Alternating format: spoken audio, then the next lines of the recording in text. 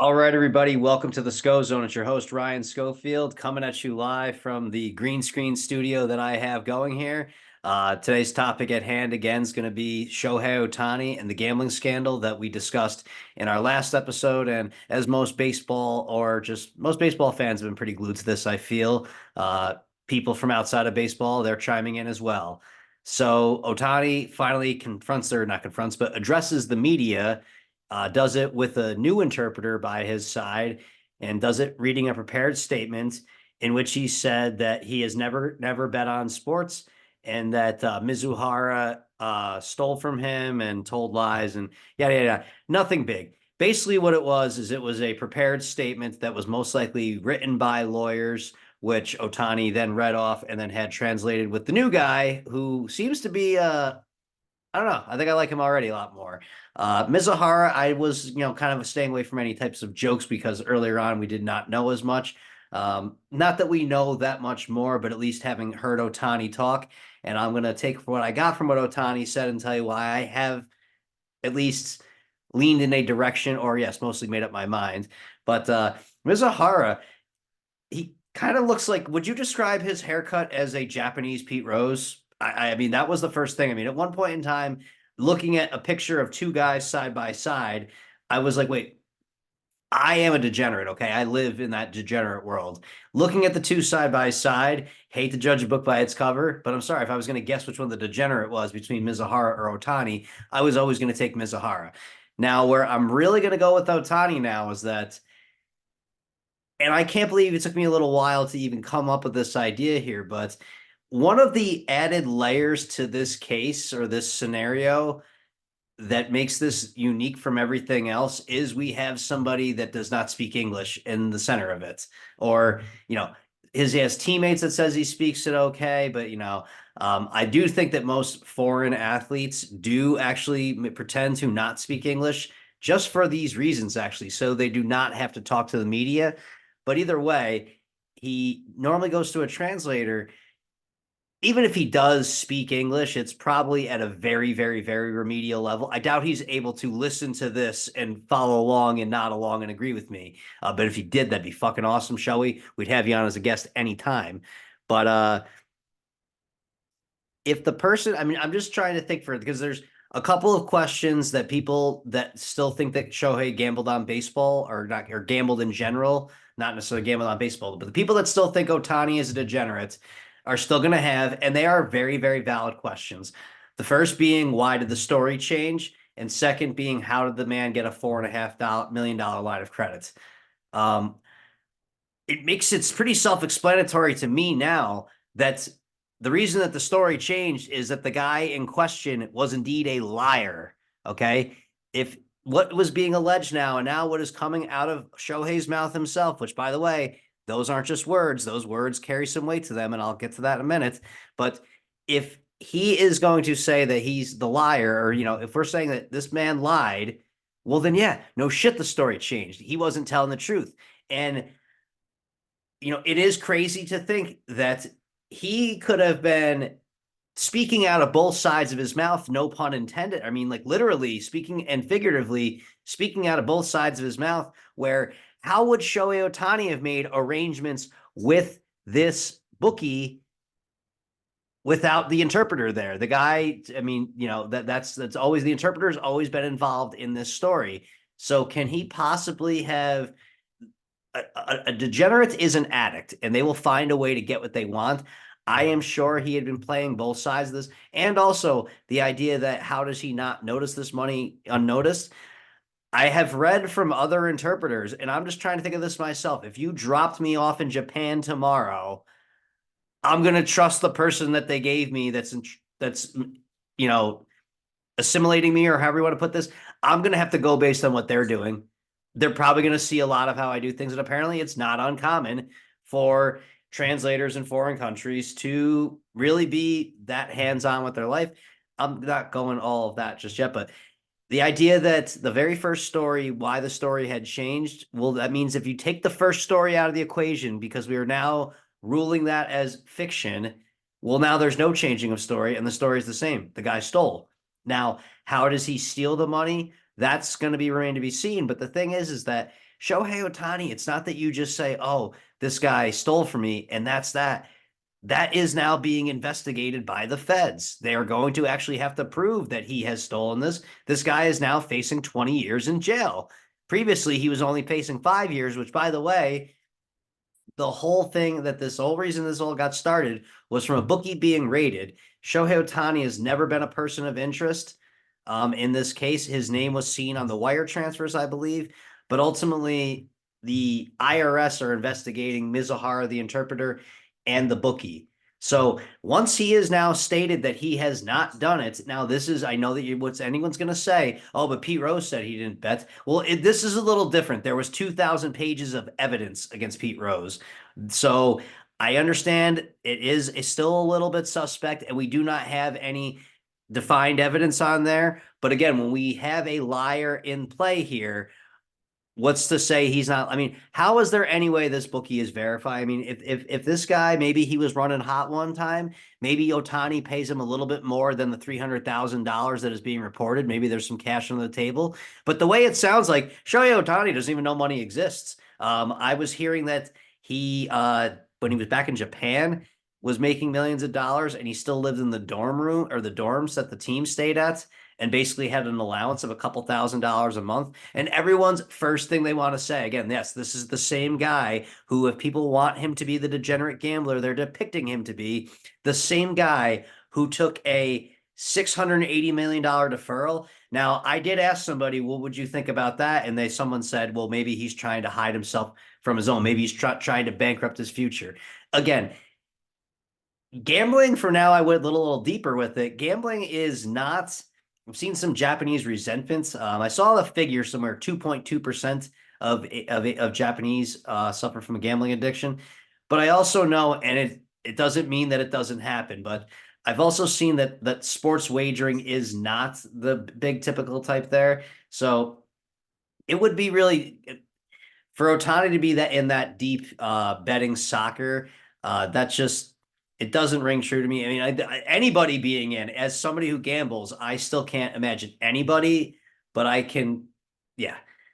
But Mizuhara is now, we'll find out about him. I can't imagine that this story is just gonna go away. I just want to kind of get out some of the answers to there. Again, most people have made up their minds. I was always, I'll be honest, I'm almost hoping he didn't do it. But now, at least if I get the words out of his mouth, I feel a little better. And again, with what is going on, it does make sense. I mean, he is the $700 million man. I have to imagine he is represented now. Do I think he's 100% honest? I don't know. I'm going to say I do believe the part about him not gambling. That part I do always believe. It just doesn't, like I said, just with the base of the description doesn't fit the look. But there are answers to both sides of the question. All I was asking anybody to do was to keep an open mind on this. And I doubt that, we're probably going to find out more. I mean, that bookie's going to go to trial. I did see, it's just been a grand time. I mean, it's funny that I'm kind of no better than anybody I would describe in this moment, but you had a lot of people that were farming for engagement and reactions. That's kind of what I'm doing, but at least I'm kind of, I don't want to say reporting because that's the least I'm doing, even though this is make believe radio or make believe, TV show, however you want to phrase it. I'm just a nobody, but I just, feel like that I spend a lot of the time analyzing this and presenting what I see to you rather than people who just read things blindly and assume them to be true. I got into a fucking, a little tiff with somebody over this because of how so sure, like, I think that it really just speaks to, it's almost on a macro level, how fucked we are in this country now, is the idea that we can't trust anybody or anything. Anything we read in the news, everyone already made up their mind what happened once they saw the story. They already knew who did what. And then anything that was going to be written after, they already knew that was going to be part of the plan. That's where we are here, and can't blame some people. It's unfortunate, but that's the world that we live in today. But there was a story from Brandon Lang. It was this is how I felt it was a little bit. I'm looking at my green screen kind of fading out, but when I see somebody tweeting at me link to their interview. Like I have yet to send anybody a direct link to this. Okay, I've texted two people. That's a little different. People I knew in my personal life that I texted a link to watch these shows. Which, by the way, thank you. We have 6 new subscribers since the last one, which is huge. Making that march, fighting the fight against the algorithm, one subscriber at a time. Had somebody that commented at me negatively. That's fine. You want to talk shit? Just come on, I'll take it. Hey, sure, I'll even have you on as a guest. We'll have some fun. It's just friendly banter, right? I hope so. But yeah, that's pretty much all I got. I just wanted to put something out there because I was following the little wave of momentum on there. But yeah, no, I'm just trying to just put out the information that I believe out there. But yeah, the Brandon Lang interview, that's what it was. One last thing. So you'll notice I don't put up episodes as frequently as I should. I may have hit a little bit of the wacky tobacco, got out of work. I don't like the way I look when I do this. And I'm also kind of ranting and raving, which I try not to do. Last one was a little more calm and collected. But anyways, I get into a tiff with this guy he's allegedly got 25 years in sports radio. He's got less. I'm not trying to be a follower flex type guy, but I really don't care about my Twitter that much. I mean, I still put stuff out there, but it's mostly amongst friends at this point. This guy had less than 100 followers. Not again. I feel like, did you see me actually just like get douche chills as I heard myself say that? Anyways, he sends me the clip to this Brandon Lang interview or the quotes to it, which then had the person who was the interviewer in this send me the direct link. Brandon Lang, if you've ever seen the movie Two for the Money, the Matthew McConaughey, Al Pacino movie about gambling, sports gambling, it's based on his namesake, I would say. He's kind of a piece of to my understanding, he's not very well respected. He's a sports tout, and sports tout are people that you pay for their picks, and they're usually full of shit. Or it's very tough to beat the game when you're paying for picks, but do that for your own. One, I will never charge you for a pick on here. Two, if I'm telling you about a pick, it means I probably bet way more than I can afford to lose on it. But that's just a story from their day. But anyways, Brandon Lang had this whole thing about that he knows somebody, he knows somebody, he knows the bookie, and that when the feds raided him, they told him it was Ohtani, but they said they're going to sweep the thing under the rug and that this guy's going to do jail time. And then when he gets back to Japan, he's going to be taken care of, basically made it seem like, almost like how like a movie would do it, like gangsters or mobsters and all that stuff. And, I don't know anything about Japan, but maybe that's not how things work there. But the funny part was that in telling his story, there was one really, really important detail. He alleges that in his story that then they were tweeting at people, which I was then seeing how the bullshit gets circulated. A lot of bullshit getting circulated out there. This being one of them.